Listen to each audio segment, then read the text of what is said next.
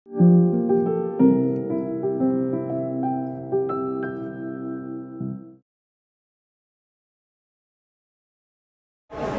है कि मोहब्बत भरी महफिल में चिल्लाना नहीं अच्छा। मोहब्बत भरी महफिल में चिल्लाना नहीं अच्छा। अदब पहला करीना है मोहब्बत के करीनों में। अदब पहला करीना है मोहब्बत के करीनों में।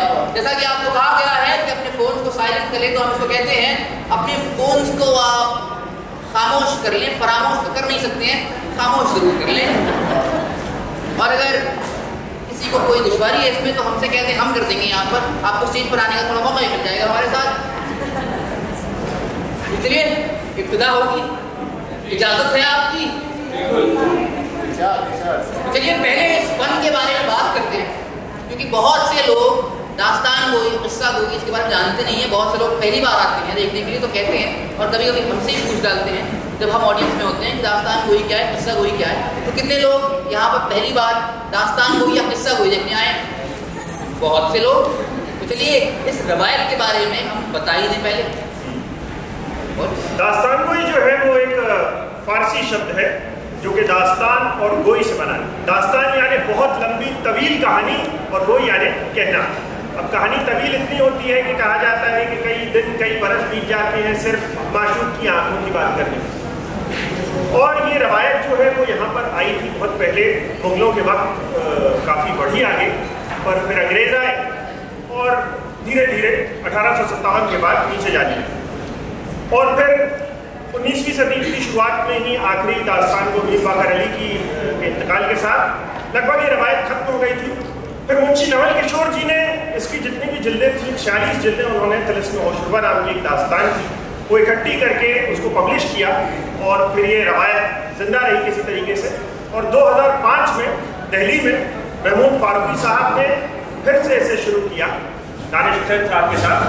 और आज 2005 से दास्तान गोई दुनिया भर में घूम रही है। और सबसे मज़े की बात यह है कि दास्तान गोई के इस रिवाइवल के बाद जब ये कला पर्शिया से यहाँ आ गई और यहीं की हो गई, यहाँ की सबसे मशहूर कथा जो है, सबसे मशहूर दास्तान जो है वो बिज्जी की लिखी हुई है। और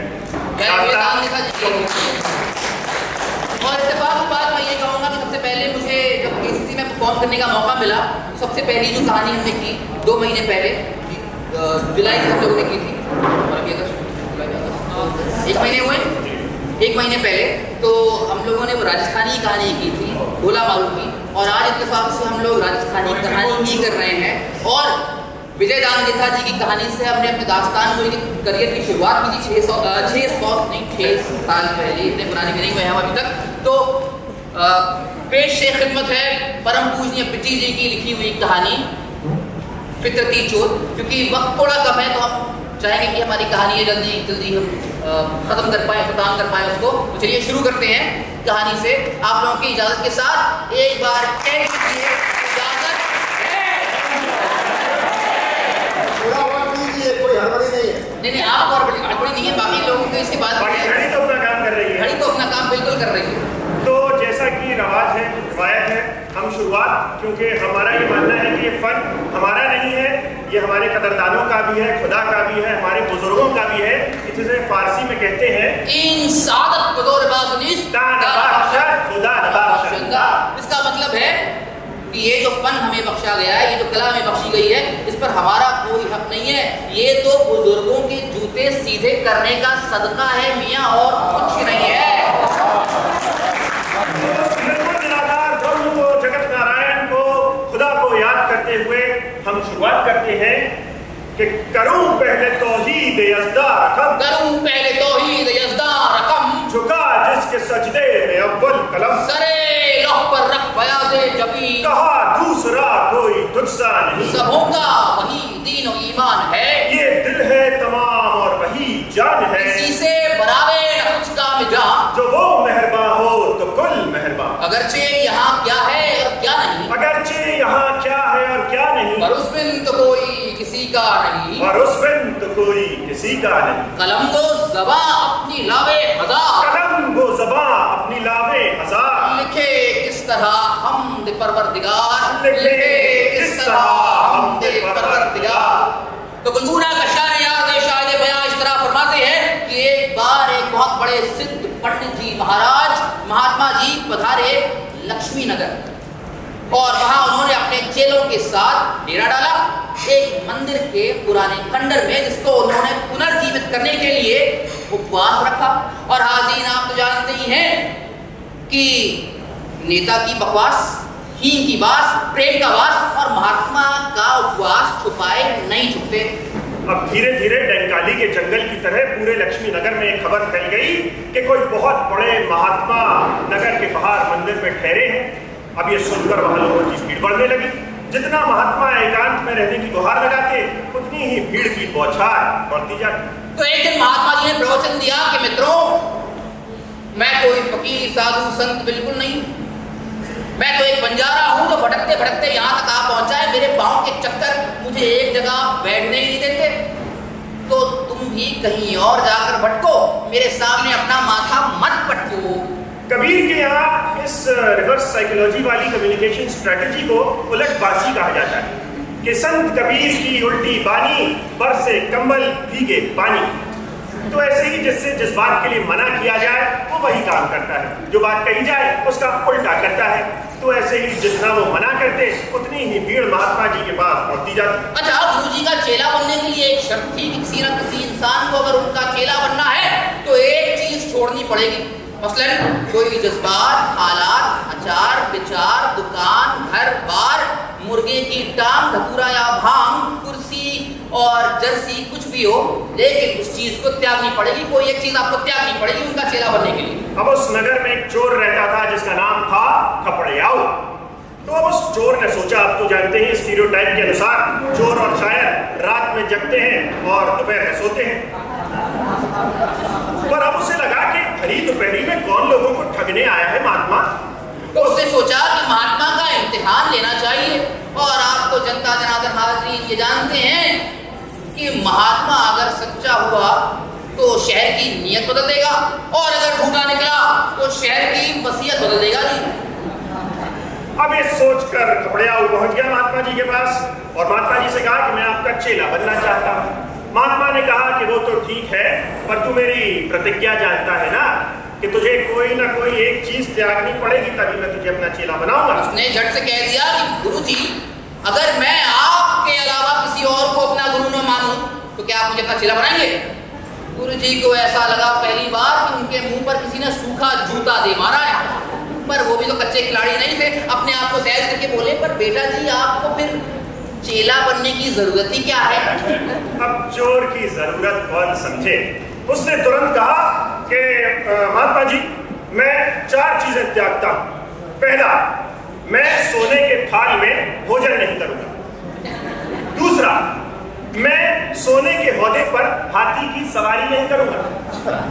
तीसरा, मैं कभी किसी नगर का, किसी देश का राजा नहीं बनूंगा। और चौथा, कभी किसी रानी की खाट पर नहीं चढ़ूंगा। ये सुनकर तो सारे भक्त जो थे वो सत्ते में आ गए, महात्मा जी की कुर्सी खतरे में आ गई। वो सोचने लगे, अभी त्यागता हूँ अपनी महात्माई और दिखाता हूँ इस बंदे को मैं क्या चीज हूँ। यहाँ तलवार का जोर चलता है, कहाँ महात्माई लोग पड़े थे। पर फिर उन्होंने अपने आप को सहेजा और फिर सोचने लगे कि मैं इसे ऐसी कौन सी चीज त्यागने का कहूँ कि ना जी पाए ना मर पाए। फिर उन्होंने अपना अनुभव इकट्ठा किया और सोचा कि झूठ के बिना आज के युग में कोई नहीं जी सकता। तो उन्होंने कहा कि भाई, तेरा जैसा चेला मिलना तो मेरे लिए सौभाग्य की बात होगी, पर तू झूठ बोलना छोड़ दे। आज के बाद तू बस सच बोलने की प्रतिज्ञा ले ले। उसने कहा, इसमें कौन सी बड़ी बात है, आप कहें तो मैं सांस लेना छोड़ सकता हूँ और फिर भी जिंदा रह सकता हूँ। महात्मा ने सोचा सच में कह ही दे, भाई सांस छोड़ दे। आप साहब, झूठ के बिना तो बनिए का जिंदा भी नहीं चलता, और ये तो ठहरा चोर, बेचारे का काम कहाँ से चलता। अब जैसे महाजन दिसावर को जाते हैं तिजारत के लिए, वैसे ये भी दिसावर को निकला। अब जो निकला तो दूसरे नगर में किसी में पहुंचा। अब वहां जाकर जो है फटे पुराने कपड़े पहने घूम रहा था कि कहीं घंटियों की ध्वनि सुनाई दी। अब घंटियों की ध्वनि का पीछा करते हुए एक मंदिर में पहुंचा, वहां आरती चल रही थी। आरती खत्म हुई, सब अपने घर गए। ये वहीं खड़ा मूर्ति के गहने आभूषण दागता रहा। एक पुजारी आए, उन्होंने कहा, क्या कर रहे हो, क्या चाहते हो? वादे के मुताबिक उसने कहा कि मैं चोर हूँ, चोरी करने आया हूँ। पंडित जी ने कहा, अरे 50 साल से यहाँ पर काम कर रहा हूँ, मैं 50 साल से हूँ यहाँ, तुम मुझे मूर्ख बनाते हो। अरे मैं चोर और भगत का चेहरा जो है वो अच्छी तरह से पहचानता हूँ, तुम जरूर कोई अघोरी भगत और मेरी परख करने आए हो, लेकिन मैं भी परख से डरता नहीं हूँ, परख में खराई उतरूंगा। देखो तुम्हारी बात सुनकर भगवान भी मुस्कुरा रहे हैं। उसने उस पुजारी की ओर देखा, सफेद दाढ़ी, सफेद बाल, सर पे चंदन का टीका, गले में रुद्राक्ष की माला। उसने कहा, देखिए मैं तो सच ही कह रहा हूँ, मैं चोर हूँ, आप माने या ना माने, भगवान की मर्जी। वो मुस्कुराए इस बात पर तो उनकी मर्जी। बस इतना कहना चाहता हूँ कि रात यहाँ गुजारनी है, अगर आपकी इजाजत हो। ये सुनकर पुजारी ने उसको बाहों में भर लिया और भरे हुए गले के साथ कहा, दीन बंधु, आज मेरी भक्ति सफल हुई, आज आपके दर्शन इस रूप में हो गए, मुझे और क्या चाहिए। मेरी नजरें शायद झुर्रा गई हैं, लेकिन दिल की आंखें, मन की आंखें तो खुली हुई हैं, वो आपको कैसे ना पहचाने। ये कहकर मंदिर का भार उस पर सौंपा उसने और चला गया अपनी से कोठरी में विश्राम करने के लिए। और अब इतनी अचीती माया देखकर चोर का मन ललचाया। चोरी करने में ज्यादा मजा तो उसे नहीं आया, लेकिन अचीती माया पहली बार हाथ लगी, हीरे मोती सोने का छत्तर। अरे पहली बार सच बोलना इतना अच्छा रंग लाया। अब ये अपने नगर लौटा, सोने का छत्तर अपने हाथों से गलाया, हीरे जवाहरात एक कलश में भर के खेत में दफन करके आ गया और एक निशान लगा दिया। फिर सुनार के पास गया, उससे जवाहर बनवाए, जड़ाउहार बनवाए, मूर्तियां बनवाई और एक ठाटदार कपड़े बनवाए, एक घोड़ा खरीदा ठाकुर से और लौटाया। माया की तो लीला ही न्यारी होती है। जब उसके पास कुछ नहीं था और कभी कुछ हाथ लग जाता तो लोग बात कहते कहाँ हाथ मारा। वो जानते थे वो मर जाएगा, मार खा के लेकिन कुछ नहीं बताएगा, मार मार के फिर भी कीमा बना देते। लेकिन आज वो जब एक बार पूछने पर ही सच बताने को तैयार है, कोई नहीं पूछता आज ये हो क्या रहा। अरे सोने जैसी चमक तो सूरज की भी नहीं होती। लोग बात सोच रहे होंगे जरूर कोई बड़ा व्यापार किया इसने या सट्टा खेला है। अब वो कुछ दिन तो सुस्ताता रहा, पैसा हाथ लग गया था। अब फिर उसने सोचा कि चलो थोड़ा नगर से और दूर चला जाए। अपने घोड़े पर बैठा, अब घोड़ा इतना अच्छा हो तो कहीं पहुंचने में देरी क्या लगती है। तो दूर एक नगर में पहुंचा, वहां जाके विश्राम किया, बाग में टहला। फिर कहा कि इस नगर के सबसे बड़े सेठ के पास जाता हूँ। बड़ा हाथ मारना है तो बड़े इंसान के पास तो जाना पड़ेगा। सेठ अपनी संध्या की ब्यारू करके बैठा हुआ था अपनी बैठक में और उसने दरवाजे पे दस्तक सुनी तो कहा, कौन? बाहर से आवाज आई, चोर। चोर का नाम सुनते ही सकते में आ गया। अरे दमा के दौरे की वजह से कुछ आवाज भी नहीं निकल पा रही थी उसकी। इतने में उसने जब पूरा पहनावा देखा चोर का तो कहने लगा, अरे भाई मुझे चोर के नाम से क्यों डराया? अरे चोर भी कभी इतने गहने पहन कर आता है, इतने गहने तो शायद मेरे पास भी नहीं है, देखो। और कहने लगा कि मुझे डराया तो तुमने, लेकिन ऐसी बात क्या हो गई कि ऐसा डराना पड़ा तुम्हें? अरे चोर की छाया भी छुपी नहीं रहती है। मैं तो तुम्हें साहूकार समझ रहा हूँ और तुम साहूकार हो, भले ही तुमने मुझे चोर कहा हो। उसने कहा, आप चोरी हैं, आपकी परख तो बिल्कुल बेकार है, मैं तो सच कह रहा हूँ कि मैं चोर ही हूँ। उसने चोर को सिर से पैर तक देखा और कहा, हाँ समझ गया, आप उज्जैन के बहुत बड़े सेठ हैं, मेरे साथ ठिठोली कर रहे हैं ना। पर मैं भी बहुत समझदार हूँ। आप आए हैं, मेहरबानी की है तो आपको ऐसे ऐसे हीरे दिखाऊंगा, ऐसे जवाहरात दिखाऊंगा। अरे शेषनाग की असली मणियां मेरी जगह के अलावा कहीं नहीं मिलती। अब उस मायावती सेठ ने उस नामवर उज्जैन के सेठ को हाथ पकड़कर जबरदस्ती अपने घर के अंदर दाखिल किया और उसकी खूब खातिरदारी की और रात को ले जाकर एक कमरे में उसे रखा और दिखाया 3 तिजोरियां खोलकर और कहा कि यहाँ पर आप बस एक नजर डाल लीजिए, सुबह के सूरज में परख हो जाएगी कौन सा हीरा कितना अच्छा है। आपको तो कीमत पता है, मैं क्या बताऊं, आप मुझसे ज्यादा जानते हैं। बस गमछे में बांधकर जो कीमत दे दीजिएगा मैं खुशी खुशी रख लूंगा, इनकी कीमत तो आप मुझसे ज्यादा जानते हैं। अब चोरी के माल में कैसी पसंद और नापसंद। उसने कहा कि बड़ी मेहनत करनी पड़ती है ढूंढने के लिए, अच्छा किया जो आपने खुद दिखा दिया, इसके लिए आपका एहसान मानता हूँ। मैं सब लेकर चला जाऊंगा, उसमें चिंता मत कीजिए।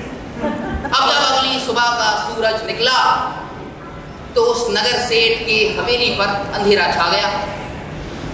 दौड़कर वो राजा के पास पहुंचा शिकायत करने के लिए। राजा ने उसकी एक न सुनी, कहने लगा, अरे इतना ईमानदार चोर था कि खुद कह गया, तुम ही भरोसा कर गए उस पर, अरे उसको तो इनाम देना चाहिए। सेठ सुनकर हैरान और उसने कहा कि भाई एक कुछ भी नहीं छोड़ा है उसने सोने के नाम पर। अब सेठ माया पाकर खुश, माया खोकर खुश और चोर माया पाकर खुश पाकर दुखी। माया जितनी भी एक समय के बाद डिमिनिशिंग मार्जिनल यूटिलिटी शुरू हो जाती है और माया का मोल खत्म होने लगता है। उसके पास तिमंजिला इमारत, इतना बढ़िया मकान जहाँ अकेला वो रहता था, दूध दही के लिए तबेले में भैंसें बनी थी और कपड़ा लगता गहना वो तो उसकी कोई कमी थी ही नहीं। अरे झूठ बोलने पर तो पहले लोग हड्डियां तोड़ते थे, आज सलाम ठोकते हैं, हाथ जोड़ते हैं। तब उस पर यह बात जाहिर हुई कि दुनिया की सबसे बड़ी खराबी क्या है पता है?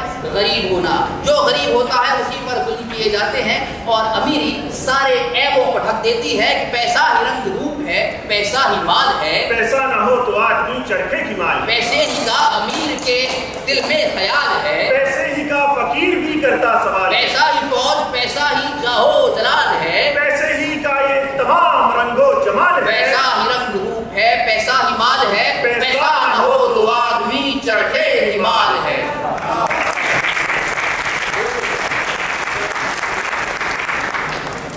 अब जो फितरत से चोर हो कितने दिन घर पे बैठे, उसने सोचा कि अब कोई बहुत बड़ा हाथ मारना होगा, छोटी मोटी चोरी करने का कोई फायदा नहीं, अब तो भाई नाम करना है, शोहरत चाहिए। कहाँ हाथ मारा जाए? सीधे सरकारी खजाने पर। Taxpayers money. वो नेता नहीं बनना चाहता था, वो तो एक आत्मनिर्भर ईमानदार चोर था। तो उसने क्या किया, वो शाही खजाने की तरफ बढ़ा और जैसे ही महल में पहुंचा वहां पहरेदार ने रोककर कहा, आप कौन है, यहाँ क्या करने आए हैं? उसने अपने घोड़े पर बैठे बैठे जवाब दिया कि मैं चोर हूँ, चोरी करने आया हूँ, रोक सकते हो तो रोक लो। पहरेदार का बक्का रह गया। उसने उनके कपड़े देखे, उनका लिबास देखा, उनके जेवरात देखे, अरबी घोड़ा देखा और सोचकर समझ गया ये कोई राजवंशी है, मेरी नौकरी गई अगर मैंने इनसे कुछ और कहा। अरे कहा हुजूर, अरे मेरी क्या बसात की आपको रोकूं, आप अंदर जाइए, अंदर पधारिए, आप भी तो कर रहे थे हम लोग। अब दीवार दर दीवार, पहरेदार दर पहरेदार वो महल के अंदर घुसता गया और पूरे महल में एक बात फैल गई कि कोई दीवान जी नए आए हैं। ऐसे ही वो खजाने के सामने पहुंचा और घोड़े की हिनहाट सुन के खजानची बाहर आया, कहने लगा हुजूर अब पहचाना नहीं आपको? चोर ने फिर कहा कि मैं चोर हूँ, चोरी करने आया हूँ, शायद खजाने से, रोक सकते तो रोक लो। इसने सोचा ये नए दीवान जी हैं जो खजाने का मुआयना करने आए हैं और ना पहचाने जाने पर थोड़े से चिढ़ गए, इसलिए ऐसी टेढ़ी बात कर रहे हैं। सोचा आज तो मेरी नौकरी गई और कहने लगा कि हुजूर अजान और अंधा एक समान होते हैं, मेरी नजर जरा झुरा गई है इसलिए आपको पहचान नहीं पाया। ये लीजिए खजाने की चाबी, आप जाके मुआयना कराइए, जाकर देख लीजिएगा, आपको दिखा दीजिएगा। अब मालो असबाब का लालच तो उसे था नहीं, उसे तो बस नाम के लिए चोरी करनी थी। तो उसने चुनकर 5 मोती निकाले, बस अपने पास रखे और घोड़े पर बैठकर फिर पहरेदार दर पहरेदार निकला और दूर उफक पर घोड़े पर अपने सवार हुए, धूल का मरकला उड़ाते चला गया। जब खजानची ने ठप्पा लगाने के लिए वापस से तफ्तीश की, गिनती की तो 5 मोती कम, दोबारा गिनती की 5 मोती फिर से कम। तब उन्हें ये बात जाहिर हुई कि भाई वो तो सचमुच का चोर था जिसे मैंने नए दीवान जी के रूप में मान लिया था। अब जो है उसने सोचा कि भाई चोरी हो ही गई है तो बहती गंगा में हाथ धोना अच्छा, 5 मोती निकाले अपनी जेब में रख लिए और फिर चलाया चोर चोर चोर चोर चोर। अब ये सुनते ही सारे पहरेदार, सारे कारिंदे भागते हुए आए, गुलगबाड़ा मच गया और सब राजा के पास पहुंचे।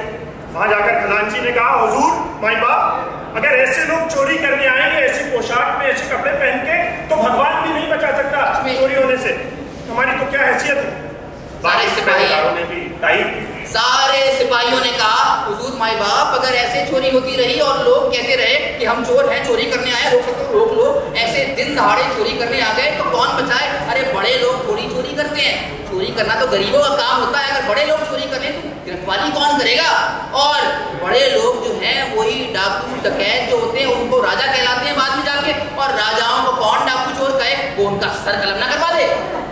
रानी ने कहा कि देखो बात तो गड़बड़ हुई है पर बीती सो बीत गई, अब आगे क्या करना है? अगर लोगों को पता चल गया तो हुकूमत का डर खत्म हो जाएगा।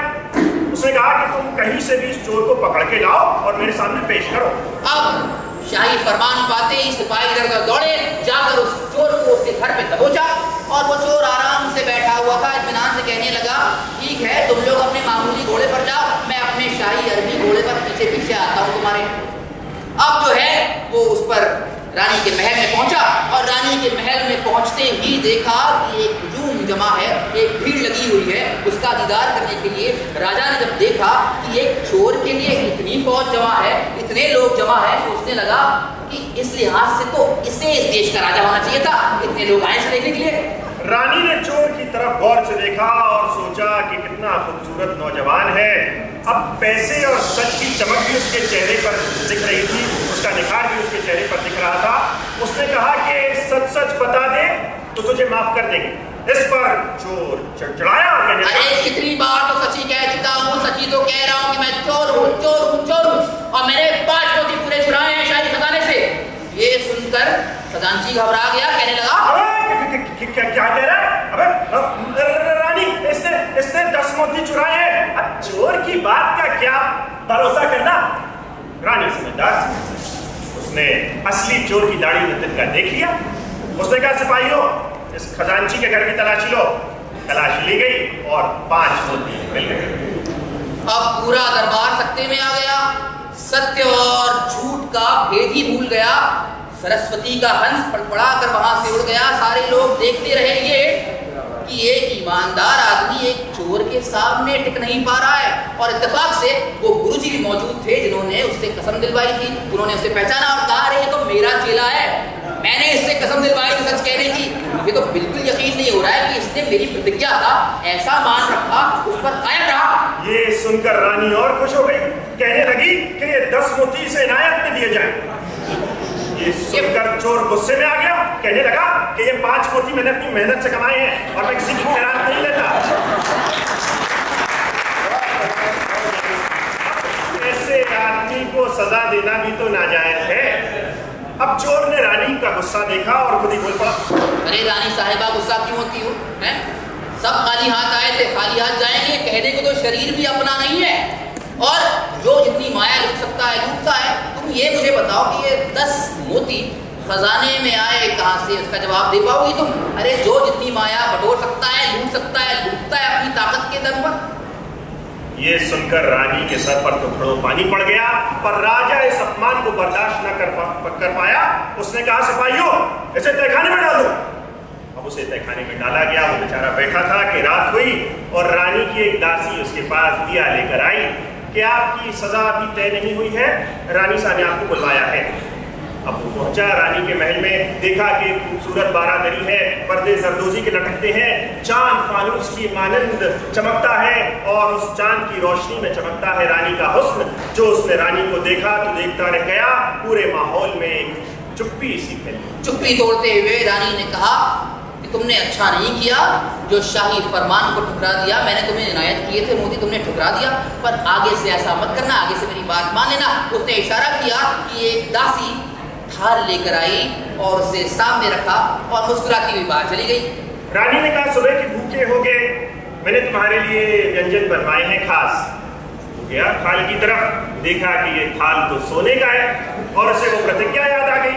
उसने कहा कि रानी, मैंने ये प्रतिज्ञा जैसे सच बोलने की ली थी, वैसे ये प्रतिज्ञा भी ली थी कि मैं सोने के थाल में भोजन नहीं करूंगा। अब रानी ये सुनकर पहले तो राशि से खुश हुई कि ऐसा इंसान उसने पहली बार देखा जिसने सोने के थाल पर परोसे हुए पकवान को ठुकरा दिया है। वो तो बहुत खुश हुई और सोचने लगी कि इस आदमी का और इम्तिहान लेना चाहिए। तो उसने कहा कि मैं चाहती हूँ कि तुम्हारी जो ईमानदारी है उसका मुजाहिरा किया जाए पूरे नगर में। तो तुम्हें एक हाथी पर बिठाकर सोने के गद्दी पर, सोने के ओहदे पर झरोखा निकाला जाएगा, झांकी निकाली जाएगी और लोगों को ये पता चलेगा कि जब एक चोर इतना ईमानदार हो सकता है, जो बाकी ईमानदार लोग हैं वो अपना काम और अच्छे से कर सकते हैं। उसने कहा कि ऐसे इत्तेफाक की बात है कि आप यकीन भी नहीं करेंगी, मैंने ये प्रतिज्ञा भी ली थी कि सोने के ओहदे पर किसी हाथी की सवारी नहीं करूंगी। रानी ये सुनकर खुश तो हुई, फिर सोचने लगी कि राजा ने सच ही कहा था कि इस आदमी में जरूर कोई तिलिस्म है कि इसको देखने के लिए इतने सारे लोग जमा हो जाते हैं। राजा को देखने के लिए उसकी 1/4 भीड़ भी नहीं आई है। आप जितने लोग आए हैं, कभी कभी इससे कम भी आते हैं, लेकिन आप लोग तो उसने कहा कि इसे तो नगर का राजा बनना चाहिए। तुम क्या करो, तुम नगर के राजा बन जाओ, मैं राजा से बात करूंगी और वो जो है खुशी खुशी तुम्हें अपना राजा बना लेंगे और खुद तुम्हारे मुसाहिब बन जाएंगे। ये बना है शाह का मुसाहिब। अरे है इरादा, वगरना शहर में गालिब की आबरू क्या है।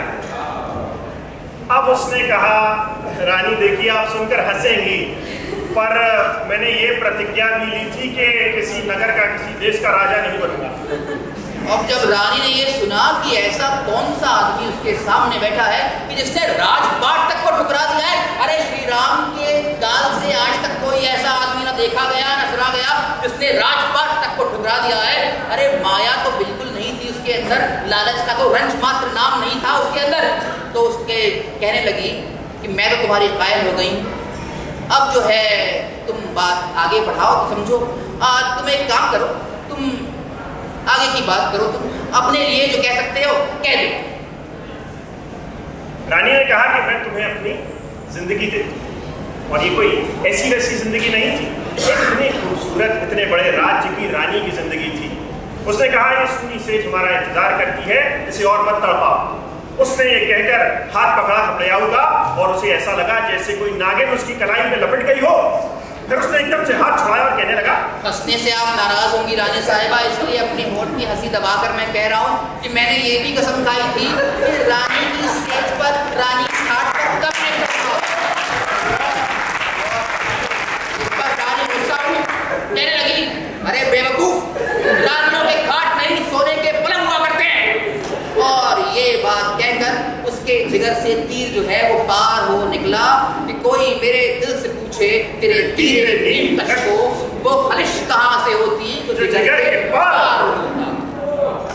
अब ये सोचने लगी कि भाई कोई पत्थर भी होता तो पिघल जाता, ये तो आदमी होकर पत्थर की मूरत बना बैठा है, इसका क्या करें। उसने कहा उससे कि मैंने हर तरह के जतन किए, हर तरह के प्रयास कर लिए, पर तू न माना, न तेरी किस्मत बदली न मेरी किस्मत बदली। तो अब ये बात यहाँ जब बाहर जाएगी, यहाँ से बाहर जाएगी तो लोग पूछेंगे तो तू आज की रात का भेद उनसे कभी मत बताना। उसने कहा, पर मैंने तो ये कसम खाई है, ये प्रतिज्ञा ली है कि मैं हमेशा सच बोलूंगा, मैं झूठ तो कह ही नहीं सकता। ये कह के रानी एकदम से उठी जैसे कि किसी सांप की पूंछ पर पैर पड़ गया हो और अधेड़ डसने के लिए पलटी। अरे ऐसा सत्य किस काम का जिससे सिंहासन की साख मिट्टी में मिल जाए। उसने जोर से आवाज लगाई, चोर चोर चोर। सिपाही और जितने सारे पहरेदार थे वो तो इसी फिराक में रहते हैं, और यहाँ पर आवाज भी आई तो किसके मुंह से, खुद रानी के मुंह से। उनको अपनी नंगी तलवारें निकालते हुए देर न लगी, और देखते ही देखते सबके सामने चोर के टुकड़े टुकड़े कर डाले। उस चोर को सत्य और असत्य में भेद बताने का मौका ही नहीं मिला। अरे सत्य की आंच, सत्ता के ताकत के सामने कब तक ठहरती, और इसी तरह उसका अंत हुआ।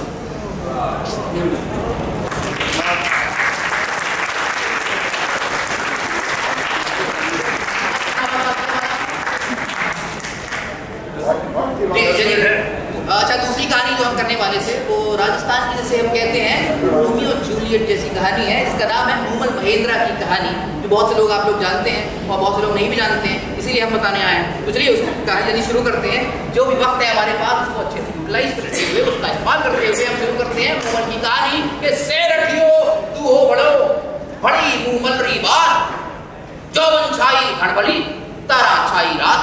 जैसे दोहों में सबसे अच्छा दोहा सेरठिया दोहा होता है।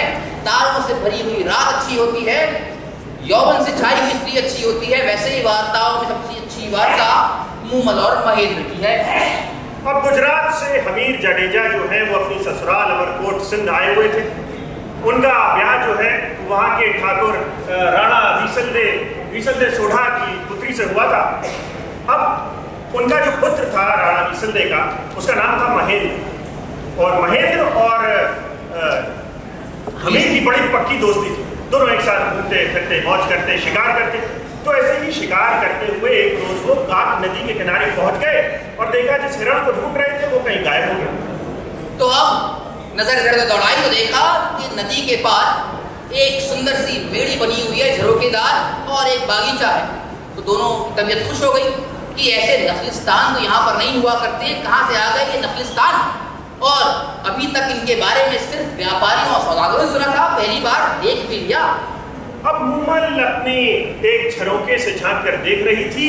उसने देखा कि कितने दो खूबसूरत से नौजवान हैं, मुझे मुंह तक तनी हुई, चौड़ी छाती, कोई अच्छे घराने के राजपूत लगते हैं। उसने अपनी दासी को बुलवाया, कहा जरा इनको बुला और इनकी थोड़ी खातिर कर, इनके रहने का इंतजाम कर, खाने की व्यवस्था कर। मूमल का आदेश पाते ही नौकर इधर उधर दौड़े और दोनों के लिए रहने सहने का इंतजाम किया उन्होंने। और उसके बाद उनके पास गई और कहने लगी कि आप दोनों अपना परिचय दें। हमीर और महेंद्र ने अपना परिचय दिया और उनसे फिर पूछा कि आप कौन हैं और ये बागीचे और ये मेड़ी किसकी है और हम किस सुलक्षणी के मेहमान हैं, ये भी बताएं। सहेली ने कहा कि आप मूमल को नहीं जानते। अरे मूमल को तो जग प्यारी मूमल कहा जाता है। अरे उसकी खूबसूरती के बखान पूरी दुनिया करती है। ये जो डाक नदी है, ये उसकी खूबसूरती के बखान करते ही कलकल करती बहती है। ये सारी जायदाद, ये सारा बाग, ये मेड़ी सब उसी की है। ये कहकर वो चली गई। इतने में नाई आया दूल्हा तार उठाने के लिए। उसने कहा, ओ सरदारों, तुम मूमल के बारे में नहीं जानते? अरे गति गंगा मति सरस्वती सीत सील सुभाई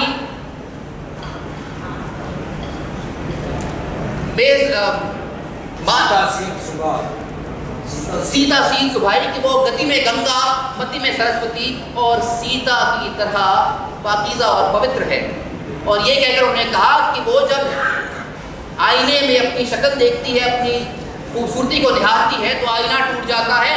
अरे जब बागीचे में आती है वो तो चांद भी शर्माकर बादलों में छुप जाता है कि वो कस्तूरी और कपूर का लेप लगवाती है अपने महल की दीवारों पर और रोज ओखलियों में कस्तूरी कुटी जाती है।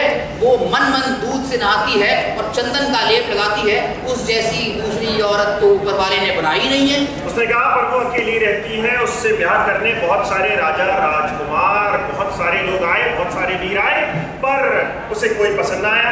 कहती है जो उसका दिल जीतेगा उसी से वो ब्याह करेगी, और अगर कोई दिल न जीत पाया तो उम्र भर कुमारी रहेगी। अब जो है बहुत सारे लोग आए और उसमें से उनकी सहेली भी आ गई और कहने लगी कि आप दोनों में से किसी एक को मूमल ने बुलाया। तो हमीर ने अपने साले की तरफ देखा और कहा कि तुम जाओ। महेंद्र ने कहा, नहीं मैं नहीं जाता हूँ, आप जाएं। और वो उसके पीछे चला गया और हमीर को ले जाकर उसने एक जगह छोड़ा और कहा कि आपका इंतजार मूमल कर रही है, आप पधारें। अब वो उस चौक से थोड़ा आगे बढ़ा तो देखा कि एक तरफ एक शेर बैठा हुआ है और दूसरी तरफ गया तो देखा कि एक अजगर बैठा है। उसे लगा ये मूमल तो कोई डायर है, यहाँ पर ये माया रच के, ये जाल रच के ये लोगों को फंसाती है और मार डालती है। और वो उल्टे पांव पीछे भागा। इससे पहले कि वो महेंद्र के पास पहुंचता, महेंद्र के पास एक और दासी आई और कहने लगी कि चलिए आपको मूमल ने बुलाया। अब महेंद्र ने पहले अपना अंगरखा पहना, अपना भाला लिया और फिर चल दिया उस सहेली के पीछे। उसने उसी तरह उसको भी हमीर की तरह ले जाकर चौक पे छोड़ा और कहा कि मूमल आपका इंतजार कर रही है, अंदर पधारें। तो जब वो चौक पर पहुंचा तो देखता है एक शेर उसका रास्ता रोके खड़ा है। उसने आओ देखा ना दाव, उस शेर पर प्रहार किया और उस शेर के अंदर जो भूसा भरा हुआ था वो बाहर निकल गया और वो लुढ़क कर गिर गया। तो उसमें मन ही मन मुस्कुराया और सोचने लगा कि मूमल तो मेरी परीक्षा लेने के लिए ये कर रही है। और फिर आगे बढ़ा तो देखा अजगर भी है, उसके साथ भी वही किया, उसके टुकड़े टुकड़े कर दिए, उसका भूसा भी बाहर आ गया। और फिर आगे बढ़ा तो देखा पानी भरा हुआ है। जब पानी भरा हुआ है इतना तो सोचा नाप लूं कितना पानी है, भाला जमीन पर दे मारा और ठक से आवाज आई। समझ गया कि ये पानी नहीं है, कांच का फर्श है, ये भी मेरी परीक्षा के लिए उसने रचा है। अब वो कांच का फर्श पार करके सीढ़ियां चढ़ा और उसके कमरे में दाखिल हुआ तो उसके सामने मूमल खड़ी थी। उसकी खूबसूरती देखकर हक्का बक्का रह गया कि वो ऐसी थी कि जैसे काले बादलों के बीच से बिजली कौंध गई हो। उसकी सर की जो जुल्फें थी वो एड़ी तक जाती थी कि जैसे नाग जमीन पे लौट रहे हो। उसकी आंखें बड़ी बड़ी इतनी खूबसूरत जैसे मद के भरे प्याले हों। उसके वक्ष जैसे सांचे में ढले हों। उसका पेट जैसे पीपल का पत्ता। उसे देखकर वो खामोश रह गया। मूमल का रूप देखकर वो कुछ बोल ही ना पाया। उसके दिल से ये आवाज निकली कि ज़ने हसीन थी, फूल चुनकर लाती थी। मैं शेर कहता था, वो दास्तान सुनाती। अब क्या कहूँ उसके बारे में कि वो मेरी क्या लगती थी। ये हंसती नहीं थी, दिए जलाती थी। तो जब उसने देखा तो ठगा सा रह गया। मूमल को देखकर ठगा सा रह गया और सोचने लगा कि अब जो है मेरी जिंदगी का एक मकसद तो शायद पूरा हो गया। मैं इसके बाद और कुछ ना करूं तो भी मुझे चलेगा। मूमल सोचने लगी कि इसके तो नैन कटारी और चेहरे पर जो तेज है, तो दोनों एक दूसरे को देख रहे हैं। देर तक अपलक एक टक जड़वत। अब हया में मूमल ने अपनी आंखें नीचे झुकाई और उसका स्वागत किया। अब उन दोनों ने बहुत देर तक बातें करी और बातों ही बातों में कब एक दूसरे को दिल दे बैठे पता ही नहीं चला। और उन्हीं बातों में सूरज निकल आया।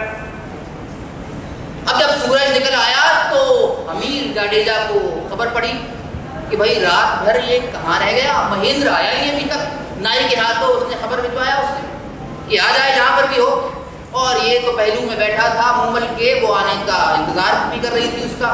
और कहने लगा उससे कि मैं तुमसे मिलने फिर आऊँगा, मुझे अभी जाना पड़ेगा लेकिन मैं तुमसे रोज आकर मिलूंगा। अब अमीर गुजरात चला गया और महेंद्र जो है वो अपने घर अमरकोट जा रहा था। और रास्ते में उसे हर तरफ बस मूमल दिखाई दे रही थी और वो ये गुनगुनाता हुआ जा रहा था कि हमारे माण देश गिरी मूमल हालेनी अमराणे देश, यानी मेरे माण देश की मूमल मेरे देश अमरकोट आ जाओ।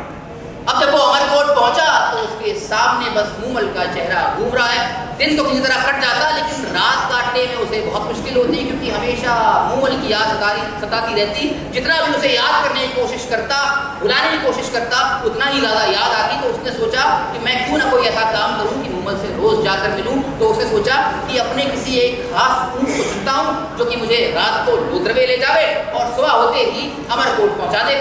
तो उसने अपने रायका यानी कि ऊँट चराने वाले रामू को बुलवाया और कहा तुम्हारे पास कोई ऐसा ऊँट या ऊँटनी है जो मुझे रातों रात काक नदी के पास पहुंचा दे और फिर सुबह होने से पहले वापस भी ले आए। उसने कहा मेरे पास चीतल नाम का एक ऊँटनी है, वो ऐसा कर सकती है। तो फिर हर शाम वो महेंद्र के पास चीतल को लाने लगा और वो चीतल पर बैठकर जाता, मूमल से मिलता और सुबह होने से पहले लौटा था। अच्छा, महेंद्र का बाल लगा हुआ था, उसकी एक पत्नी भी थी। तो वो रोज सुबह को मूमल के पास जब आता तो उसके पास आकर सो जाता और यही मामूल चला। 8 महीने हो गए, उसने न बीवी से बात की न माता पिता से बात की।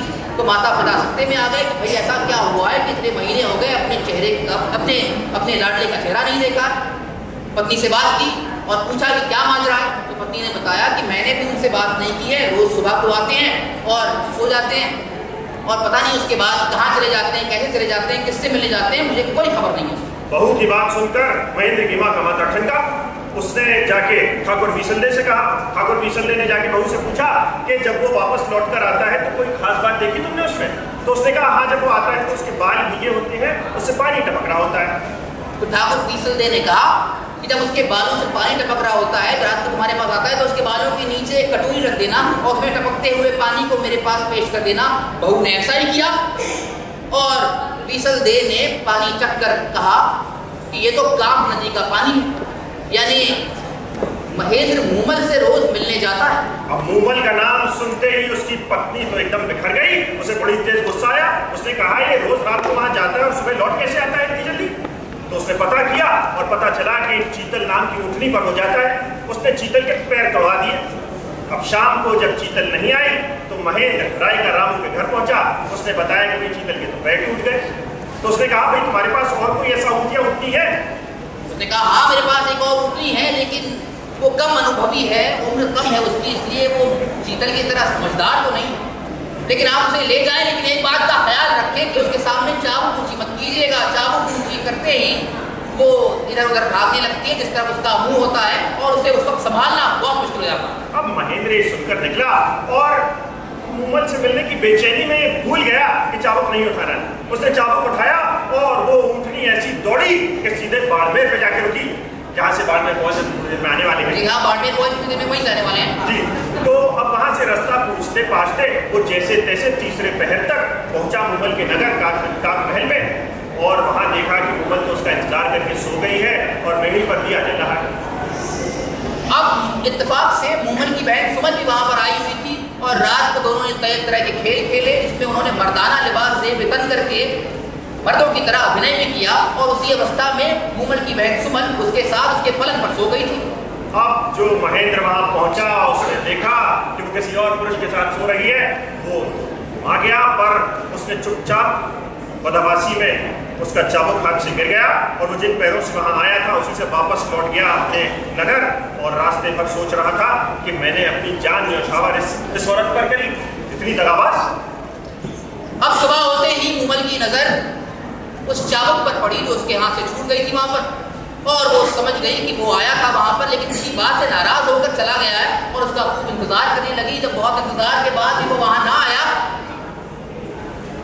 तो उसने श्रृंगार करना छोड़ दिया, दाना पानी उसके जिस्म को लगना बंद हो गया। अजी हमें क्या बुरा था मरना, अगर एक बार होता। रोज वो मरती जा रही थी। उसने सोचा कि पत्र लिखूं और बहुत सारे पत्र लिखे उसको, लेकिन वो पत्र कभी महेंद्र तक पहुंच ही नहीं पाए क्योंकि उसकी बीवी ने उस तक पहुंचने ही नहीं दिए। तब आखिरकार उसने सोचा एक ढोला को बुलाती हूँ और उसके हाथों संदेश भिजवाती हूँ कि वो राग में गाए और सबको बताए कि मेरा संदेश क्या।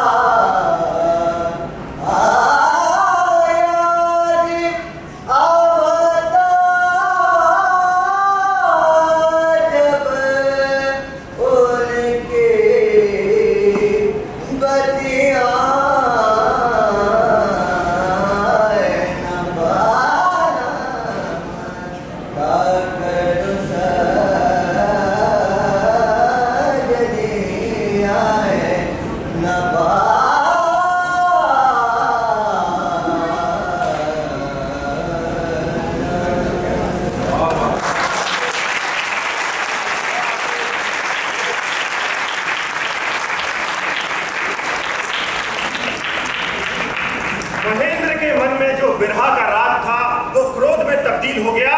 उसने उसको बुलवाया और उससे कहा कि जाके कह दो मुमल से मैं न रूप का लोभी हूं न वासना का कीड़ा। मुझे उसकी कोई जरूरत नहीं है। जिसके साथ उसकी घनिष्ठता है उसी के साथ रहे, मेरा उससे कोई नाता नहीं। डोली की बात सुनकर उसके पैरों के तले जमीन खसक गई। वो सोचने लगी कि कैसा कलंक लगा मुझ पर, मुझे तो पता भी नहीं था। तब वो समझ गई कि महेंद्र इतने दिनों से क्यों नहीं आया है, और तब उसने फैसला किया कि मैं उसके पास अमरकोट जाऊंगी और उसे सारी हकीकत बता दूंगी कि मेरा उसके सिवा दुनिया में और कोई नहीं, मैं किसी और से प्यार नहीं करती, सिर्फ उससे प्यार करती हूँ। और जब वो अमरकोट पहुंची तो महेंद्र को लगा कि वो सचमुच प्यार करती है उससे, और शायद उसे कोई गलतफहमी हो गई है। उसने कहा कि तुम वापस जाओ, मैं सुबह तुमसे मिलने आऊंगा। अब मूमल को इस बारे में जब पता, अब मूमल ने क्या किया, महेंद्र ने सोचा कि मूमल की परीक्षा लेता हूँ, उसका इम्तिहान लेता हूँ मैं। और उसने अपने नौकर को कैसे सुनकर भिजवाया कि जाके कह देना उससे कि मैं मर गया हूँ। तो नौकर रोता पीटता हुआ मूमल के पास पहुंचा और कहने लगा कि मेरे मालिक को कल रात में एक नागिन ने डस लिया है और उनकी मृत्यु हो गई है, वो मर गए हैं। ये सुनकर मुमल बदहवास सी दरवाजे की तरफ दौड़ी कि रास्ते में उसका आंचल एक आग के दिए से भिड़ा और वो आग पूरे महल को पकड़ गई। और महेंद्र दौड़ता हुआ जब तक वहां पहुंचा तो उस पूरे महल में आग लग गई थी। दोनों वहीं खत्म हो गए।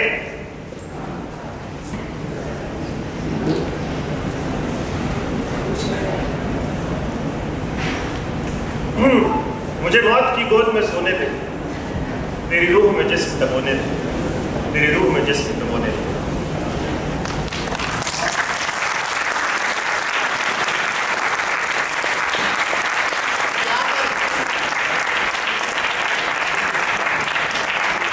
तो हमने आज आपको दो कथन सुनाए, दोनों ही लोक कथा में बहुत प्रचलित है। पहली कहानी प्रकृति चोर, और आज हमारे साथ गायकी में बने रहे हमारे टीम के एक और मेंबर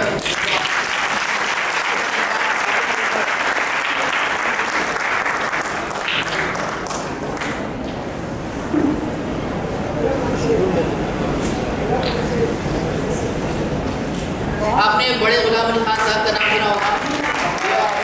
उनके पढ़ते हैं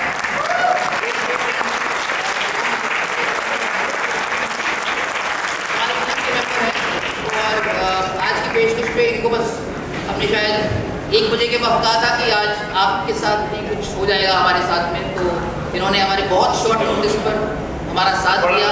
बड़ा खूबसूरत सा परफॉर्मेंस और आप सभी का बहुत बहुत धन्यवाद। और KCC का